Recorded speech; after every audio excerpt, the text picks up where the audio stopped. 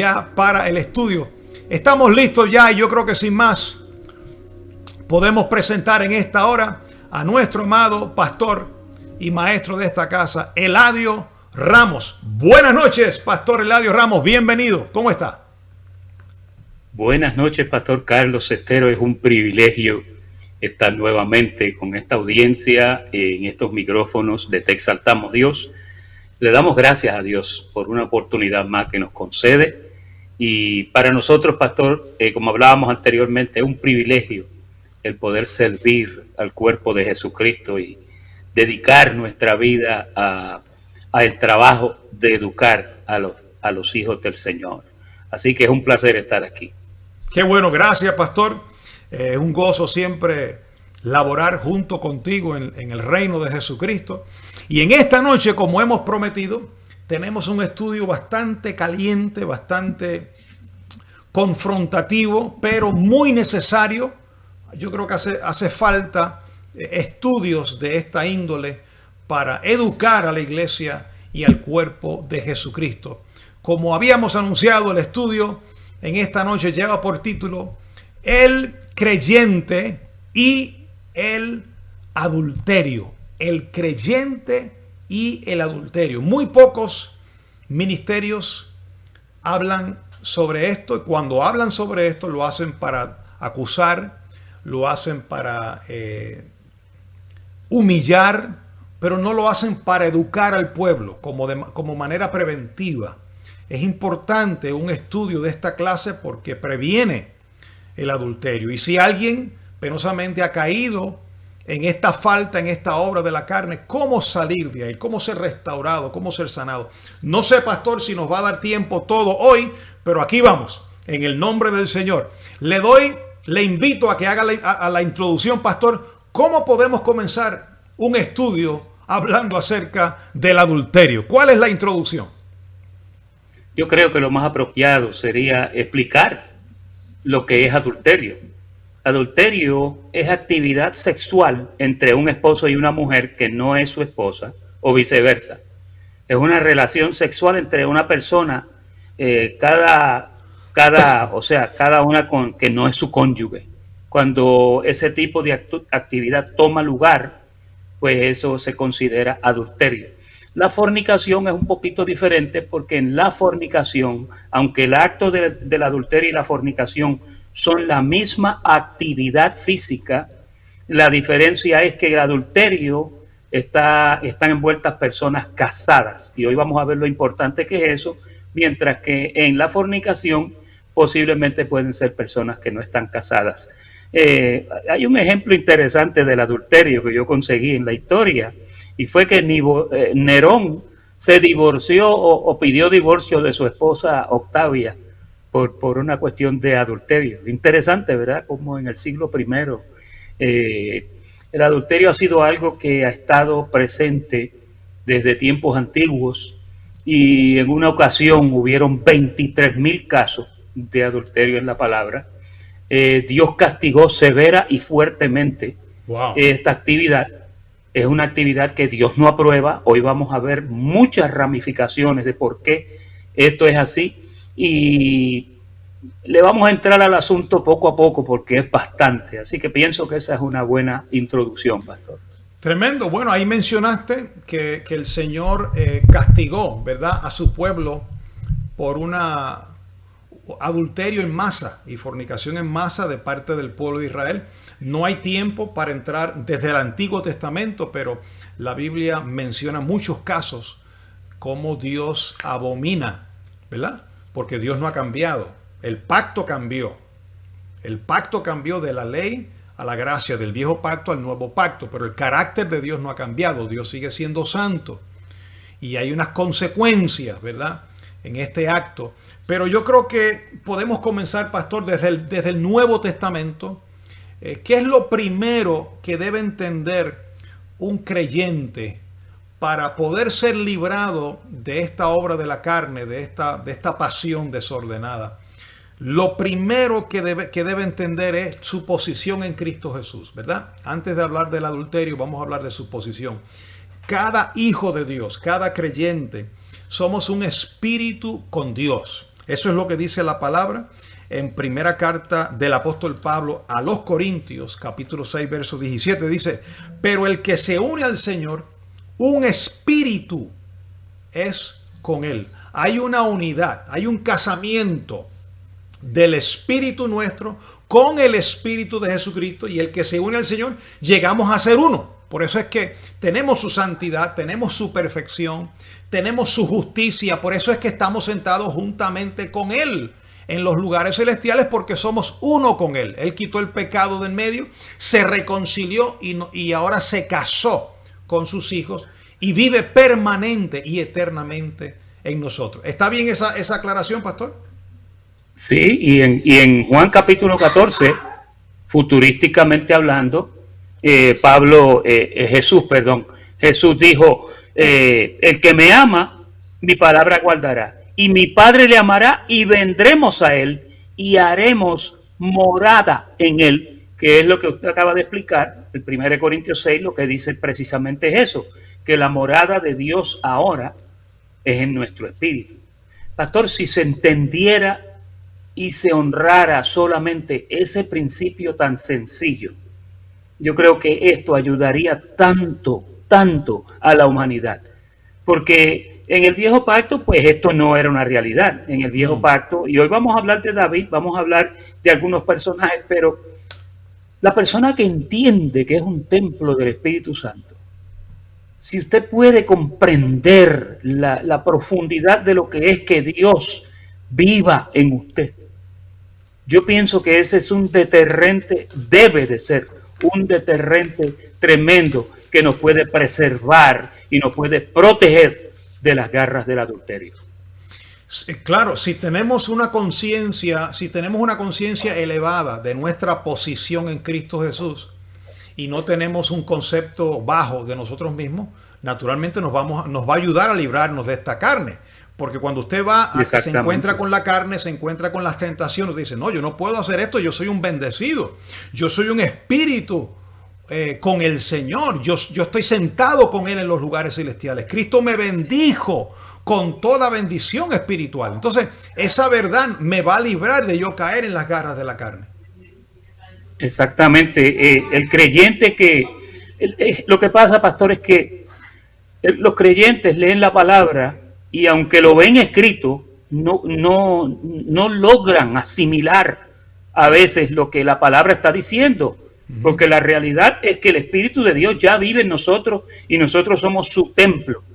Y vamos a entrar en más información con esto. Creo que sería apropiado, pastor, que continuáramos con la segunda parte.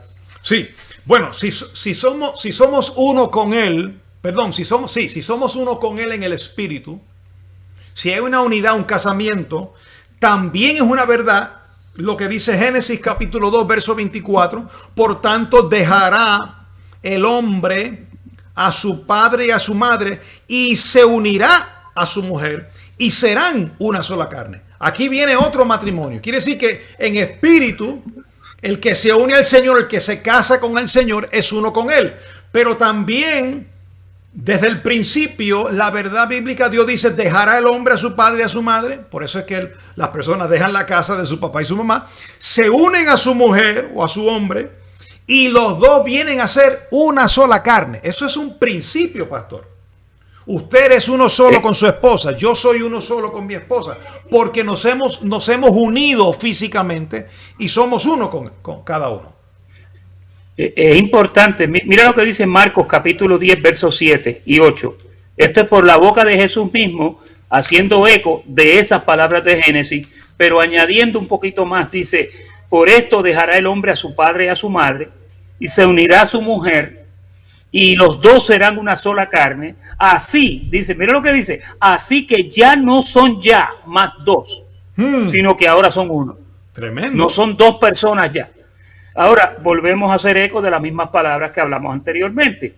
Si los creyentes de hoy entendieran que son una sola carne, el esposo y la esposa, posiblemente ese principio, si se comprendiera con el corazón, pienso que habría más fidelidad, habría más cuidado, habría más diligencia, porque la persona que está casada, pastor, y lo vamos a ver, esa persona tiene que ejercer una diligencia y un cuidado. Pablo, hablando de los solteros, una vez dijo, los solteros tienen cuidado de las cosas de cómo agradar en la vida, pero el casado, dice, el casado tiene cuidado de las cosas de cómo agradar a su mujer. ¿Por qué? Porque son uno. Usted tiene que buscar el bienestar de esa otra parte suya, que es su mujer o que es su marido.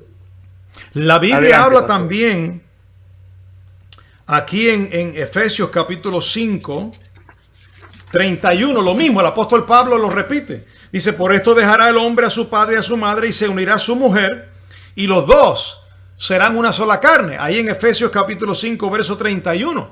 Quiere decir, pastor y hermanos que nos escuchan, si usted cuando se une a su esposo o a su esposa son una sola carne, eso a mí me dice y me deja claro, pastor, que mi cuerpo, al unirme con mi esposa, mi cuerpo ya no es mío. Mi cuerpo es de mi esposa. Y el cuerpo de mi esposa, al yo unirme con ella, no le pertenece a ella, es mi cuerpo. Por eso es que la palabra dice, aquí en el capítulo 5, verso 28, así también los maridos deben amar a sus mujeres como a sus mismos cuerpos. El que ama a su mujer, a sí mismo se ama. Y nadie aborreció jamás a su propia carne, sino que la sustenta y la cuida, como también Cristo a la iglesia. Nos toca cuidar el cuerpo de la mujer como si fuera nuestro y el cuerpo nuestro como si fuera de la mujer. Pastor, si eso es así, entonces yo no puedo usar mi cuerpo para el adulterio porque estaría violando un principio de unidad. Mire que uno de los versos más contundentes que existe en la palabra es ese de Efesios capítulo 5. Porque la comparación que el apóstol Pablo hace ahí es la comparación del marido y la mujer en un matrimonio, lo asemeja y lo compara con la unión de Cristo con la iglesia. Y le voy a decir una cosa, Cristo es Dios sobre todas las cosas. No creo que a Él haya nada que le interese más en este universo que su iglesia. El que se mete con la iglesia se mete con Él y Él va a defender. Por lo tanto, si aplicamos ese principio y esas reglas de Efesios capítulo 5, verso 28, nos vamos a dar cuenta que entonces estamos en un asunto que es bastante serio. Usted está en un terreno bien peligroso cuando usted decide ir a adulterar, porque el adulterio, y lo vamos a ver ya mismo, es una violación bien profunda al templo. La palabra dice que nuestro cuerpo fue comprado, fue vendido primero y fue comprado. Mire cómo dice Romanos capítulo 7, verso 14. Porque sabemos que la ley es espiritual, mas yo soy carnal, dice, vendido al pecado. Usted fue vendido al pecado por el primer pecado de Adán. Ahí el cuerpo llegó a ser propiedad. Entonces, ahí fue que el viejo hombre tomó lugar. Ahí fue que el viejo hombre se apoderó y adquirió la patenta para meterse en el cuerpo y para manifestar todas las cosas malas que lo caracterizan. Fíjate. Así que fuimos vendidos al pecado. Pero pastor, fuimos comprados también. Amén. Fuimos comprados. Así que ahí hay dos verdades que tenemos que entender. Por ejemplo, el que se une a una mujer, ya los dos son una sola carne. Los dos son una sola carne. Y el que se une al Señor, los dos son un solo espíritu. Quiere decir que nadie puede entrar entre Dios y nosotros porque es un matrimonio sellado eternamente. Pues en la carne, cuando me uno con mi mujer, los dos somos una sola carne, nadie debe meterse en esa relación porque mi cuerpo le pertenece a mi esposa y el cuerpo de mi esposa me pertenece a mí.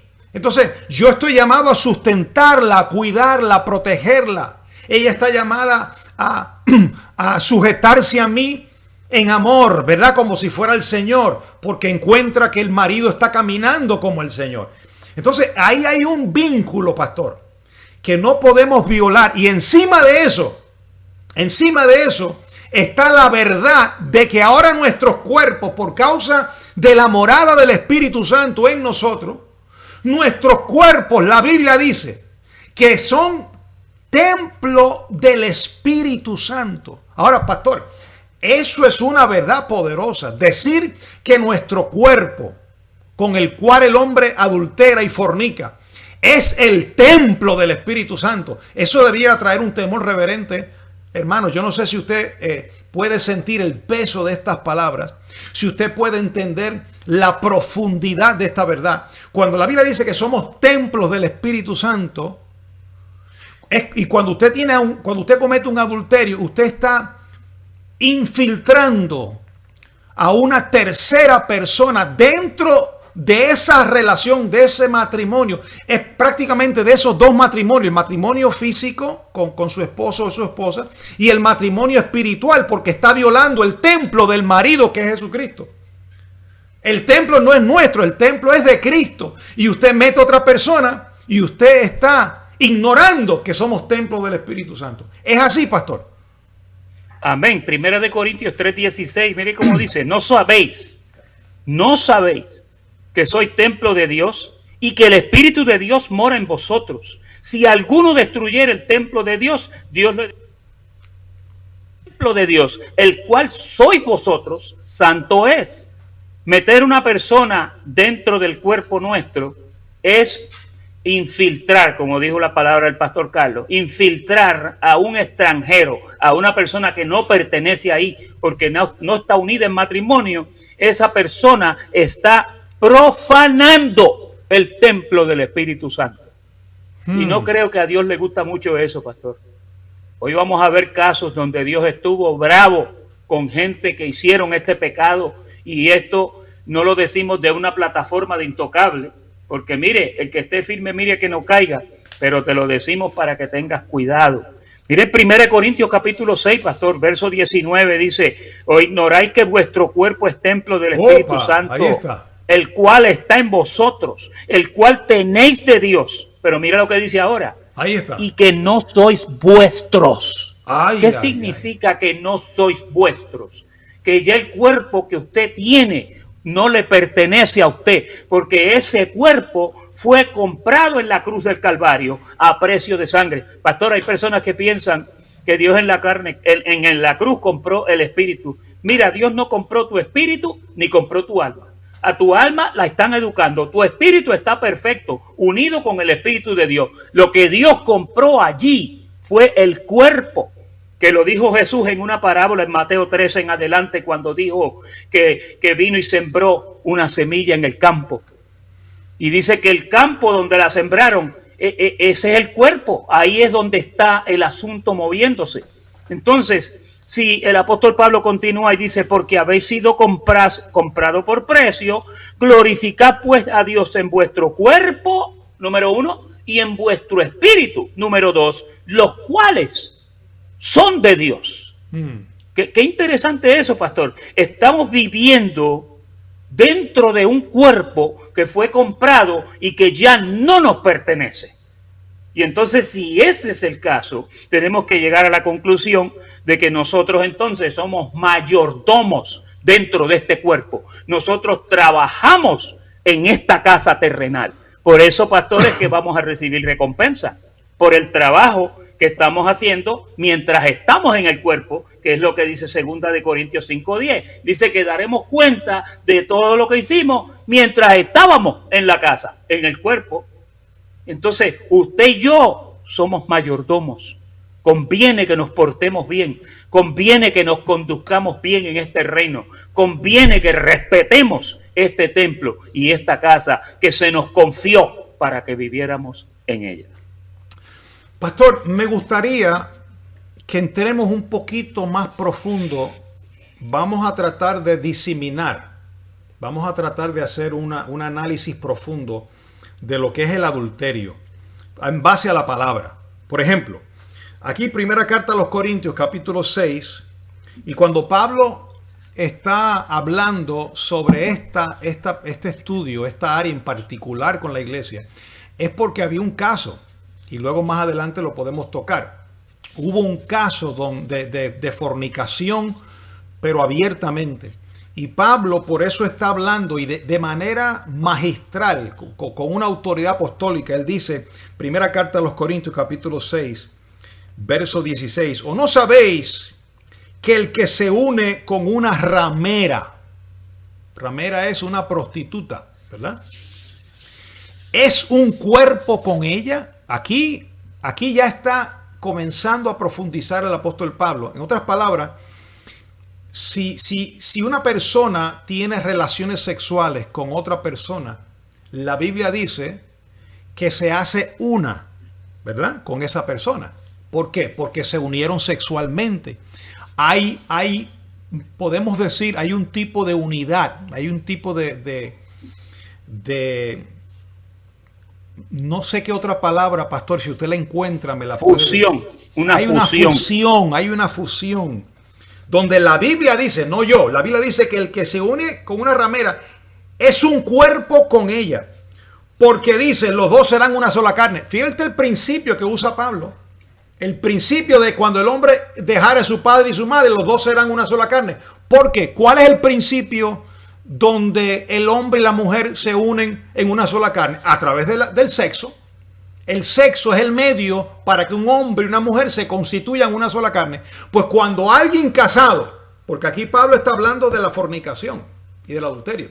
Cuando alguien casado se une con otra persona que no es su esposa o su esposo, se constituye uno físicamente con esa persona, violando la fusión principal que tenía con su esposa, con su esposo previamente. En otras palabras, metió una tercera persona en esa fusión.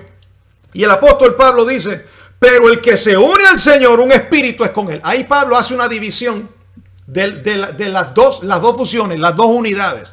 Una es en la carne, cuando nos unimos con alguien que tenemos relaciones sexuales, y la otra espiritual con Cristo. Entonces en el verso 18 dice, huid de la fornicación. Cualquier otro pecado que el hombre cometa está fuera del cuerpo, mas el que fornica contra su propio cuerpo peca. Pastor, explíquenos un poco, por favor, en ese don de maestro. Explíquelo de forma sencilla. ¿Qué es lo que sucede? ¿Qué es el adulterio? ¿Qué es lo que sucede cuando dice contra su propio cuerpo peca? ¿Qué diferencia hay entre ese pecado y un chisme, una mentira? Cuéntenos las consecuencias.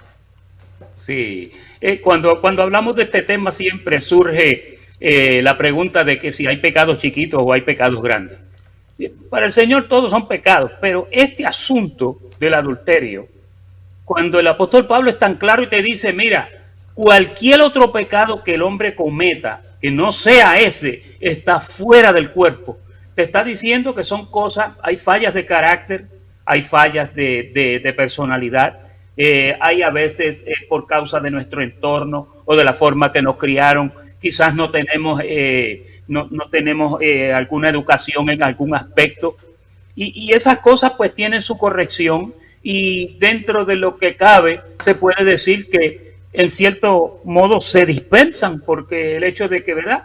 Pero cuando hay adulterio, es un pecado contra el cuerpo. Ahí dice contra su cuerpo peca, pero está pecando no contra su cuerpo, porque no es de él. Está pecando contra el cuerpo que Jesucristo compró. Ay. O sea, está haciendo un estrago dentro de una propiedad que no le pertenece. Entonces, yo pienso, pastor, que si el dueño del condominio llega y encuentra a ese mayordomo haciendo las cosas que no tiene que estar haciendo en ese condominio, el dueño se va a molestar muchísimo porque está abusando de su propiedad. Yo diría que el adulterio es un abuso a la propiedad de Dios.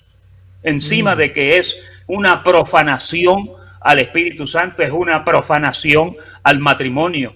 Y ahorita vamos a ver que hay consejos del matrimonio donde, bueno, aquí mismo, dice Hebreos capítulo 13, verso 4, dice, honroso sea el matrimonio en todos. Y el lecho, dice, sin mancilla, pero a los fornicarios y a los adúlteros los juzgará Dios. Mira qué específico es eso, pastor. Eso suena como que al dueño del condominio va a venir a bregar con esas cositas directamente. Porque es algo que yo pienso que él no acepta eso. La palabra mancilla, dicho sea de paso, en el latín viene de la palabra manusela, que significa mancha en un vestuario o en la piel o en el carácter. El Señor viene y el lecho va a tener una mancha. Tu lecho, hombre casado que me escuchas, es para ti y para tu mujer. Santo. No es para nadie más. Mujer que me escuchas, el lecho es para ti y para tu marido. No es para que metas a otro hombre ahí. Ustedes son una sola carne. Y eso, pastor, eso hay que respetarlo. Mira, cuando Pablo le habló a la iglesia de Corinto en el capítulo 7, le dijo, miren, bueno le fuera al hombre no tocar mujer. Parece que él no tuvo muy buena suerte con las mujeres. Pero dice, pero por causa de las fornicaciones, cada una tenga su marido y cada uno tenga su mujer. Es específico en eso. O sea, él está haciendo una salvaguarda muy poderosa a todos los casados. De que, mira, la religión del casado, la religión del esposo es la esposa. Y la religión de la esposa debe ser el esposo. Y de ahí no se salgan, quédense ahí. Él dice, por causa de las fornicaciones, cada una tenga su marido y cada uno tenga su mujer. Usted confórmese con su mujer. Usted no tiene que ir a buscar otra mujer en otro lado. Quédese con ella. Si no puede vivir con ella, pues ya es otra cosa. Ya pues, entonces si no pueden vivir, pues mira, a paz nos llamó Dios. Aún en eso hay un consejo. Pues mira, si el infiel aparta, apártese. No está el hermano o la hermana sujeto a servidumbre, porque Dios nos llamó a paz. Pero casado, no viole esos principios, porque el adulterio es una mancha bien fea. Me gustaría tocar, pastor, dice el capítulo 6 de primera carta a los Corintios, verso 18, cualquier otro pecado que el hombre cometa está fuera del cuerpo, mas el que fornica contra su propio cuerpo peca. Es cierto que lo que usted dijo, que el pecado es, una fornicación es lo mismo que una mentira, es pecado por pecado, pero las consecuencias son distintas. Las consecuencias de una mentira a lo mejor no son tan, o de celo o de envidia, no son tan pronunciadas como las consecuencias de una fornicación o de un adulterio. Porque contra su propio cuerpo peca. Hay unas consecuencias. Hay unos principios que se han violado, hermano. El principio de la unidad, el principio del respeto con la esposa, el principio de esa promesa que se hizo. Por eso es que, fíjate, Pablo va más allá. Dice en el capítulo 3, verso 16, que lo leímos, dice, ¿no sabéis que sois templo de Dios y que el Espíritu de Dios mora en vosotros? Y si alguno destruyera el templo de Dios, Dios le destruirá a él, porque el templo de Dios, el cual sois vosotros, santo es. El cuerpo nuestro fue comprado, fue adoptado y está apartado para un propósito, uso exclusivo. Por eso es que, hermano, el cuerpo no es ni nuestro. El cuerpo es del Señor. Entonces usted tiene que honrar a Dios en su cuerpo físico. En su cuerpo. Honrar a su esposa y honrar a Dios. Miren el lío que tenemos nosotros. Por eso es que cuando se entiende esto, y hermano, no se enseña. Estamos tocando unas cuerdas bien importantes, ¿verdad? Que no se tocan prácticamente en la mayoría de las congregaciones, pero es necesario educar al pueblo en esto, porque si usted entiende estos principios, esto lo puede librar usted de caer en la fornicación y el adulterio. Y uno de los principios que dice aquí, pastor, que lo leímos en el verso 18, es huir de la fornicación. Entonces, ¿cómo comienza? Y a mí me gusta, pastor, que le saquemos a esto punta, ¿verdad? ¿Cómo comienza una fornicación o un adulterio? Yo pienso que una fornicación y un adulterio no comienza de la noche a la mañana. ¡Ay! Se me zafó que adulteré. ¡Ay! Se me zafó que forniqué. No. Eso comienza con unas ventanas que se abren. Muchas veces comienza con la pornografía, pastor. Hay muchas personas creyentes hoy en día, pastores, ministros, líderes, escuchen, líderes que tienen ministerio y secretamente, ellos no están de pronto adulterando, no han llegado a la noticia pública todavía, no han llegado a una consumación con una tercera persona, pero están adulterando secretamente en la pornografía. Están comenzando, por eso Jesús le dijo, mire, con solo desearle en la mente, ahí comienza el adulterio.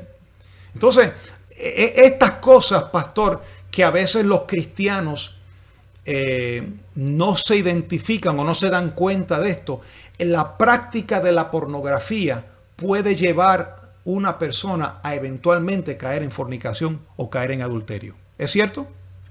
Me gustó la pregunta que usted hizo de cómo empieza un adulterio. ¿Cómo empieza? Mira, te voy a decir cómo empieza.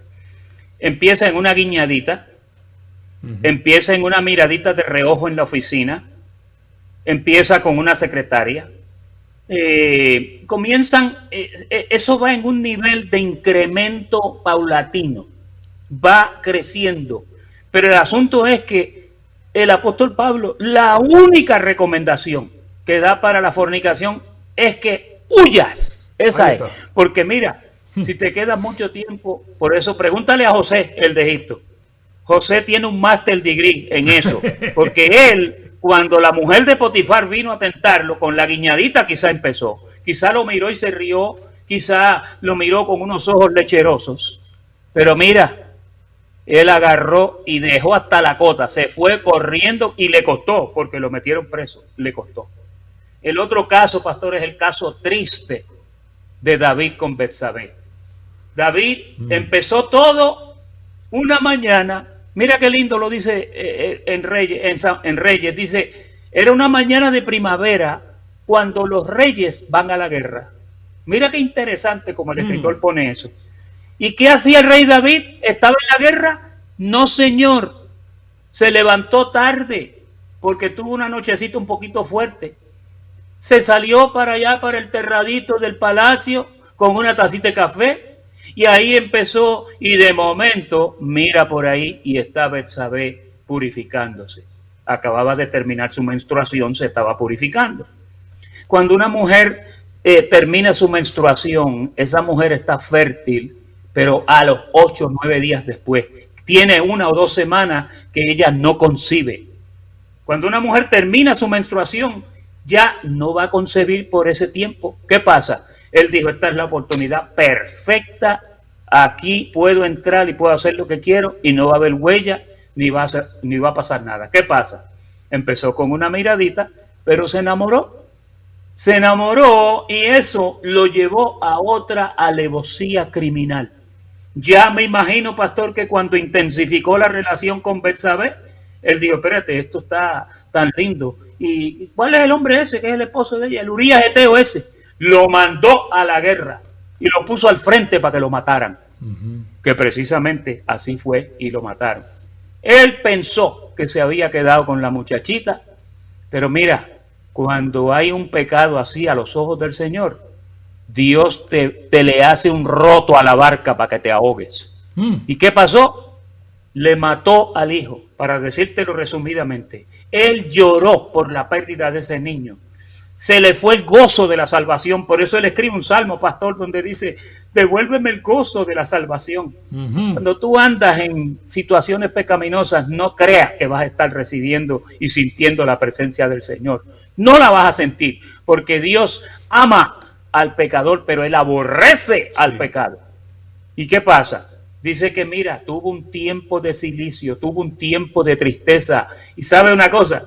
Dios se puso tan bravo con él que él había recogido cedro del Líbano, madera de acacia, tenía todo para hacerle un templo al Señor, pero Dios no se había olvidado de la sangre de Urías. Wow. Y dice que cuando le dijo voy a edificarte un templo, Dios le dijo, a mí tú no me vas a hacer nada porque tus manos están manchadas con sangre. No era sangre de la guerra, porque Dios lo trajo a David para que fuera un guerrero y para que peleara por Israel. Por eso decía, Saúl mató a sus 1000 y David mató a sus 10,000. No era esa sangre, era la sangre inocente de Urías Eteo. Eso le provocó a Dios una ira y un enojo contra él, que mira, no lo dejó. Y otra cosa, le dijo, y por esto que hiciste, la espada no se apartará de tu casa. Wow. Y ustedes saben las situaciones que tuvo David. Porque mira, cuando Dios se pone bravo contigo, yo no quiero que Dios se ponga bravo conmigo. Yo quiero tampoco tener al Señor de buenas.